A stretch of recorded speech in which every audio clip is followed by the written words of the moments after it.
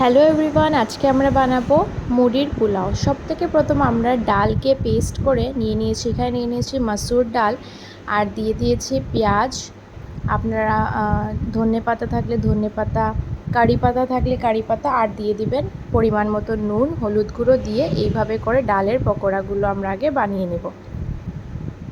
তো এখানে একটা একটা করে পকোড়া প্রথমে আমরা বানিয়ে নিব। সাইডটা চেঞ্জ করে দিয়ে দিবেন, ব্রাউন হয়ে গেলে আপনারা উঠিয়ে নেবেন। আর লো ফ্লেমে করলে অনেক বেশি ক্রিস্পিও হবে।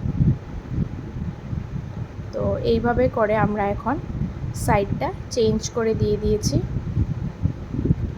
তো ডালের পকোড়াটা দিলে মুড়ির পোলাওর মধ্যে খেতে অনেকই ভালো লাগে, একটা ক্রাঞ্চি ক্রাঞ্চি ফ্লেভার থাকে।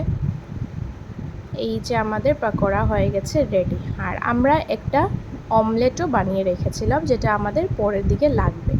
এখন আমরা কড়াইয়ের মধ্যে নিয়ে নিয়েছি তেল আর নিয়ে নিয়েছি লঙ্কা, আর এখানে নিয়েছি আমরা বিনস, গাজর। আপনারা যে যে সবজি আপনাদের পছন্দের মতন আপনারা নিতে পারেন।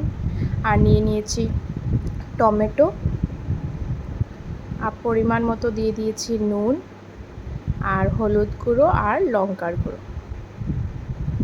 এখন আমরা ভালো করে সবজিটাকে ভালো করে ফ্রাই করতে হবে আগে। ফ্রাই করার পর তারপর আমরা মুড়িকে ভিজিয়ে তারপর এখানে অ্যাড করব।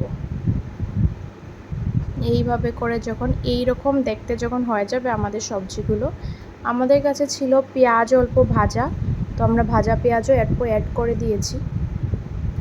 আপনারা ভেজ খাইলে পুরো ভেজও করতে পারেন, আর না হলে তো নন ভেজ টাইপও আপনারা ট্রাই করতে পারেন।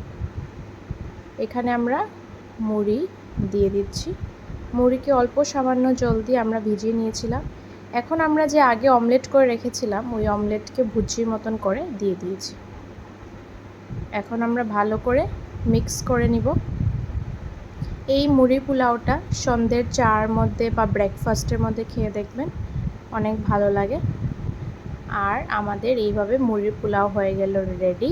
আমরা এখন প্লেটে সার্ভ করে নিচ্ছি। আপনাদের কেমন লাগলো রেসিপিটা অবশ্যই কমেন্টে জানাবেন।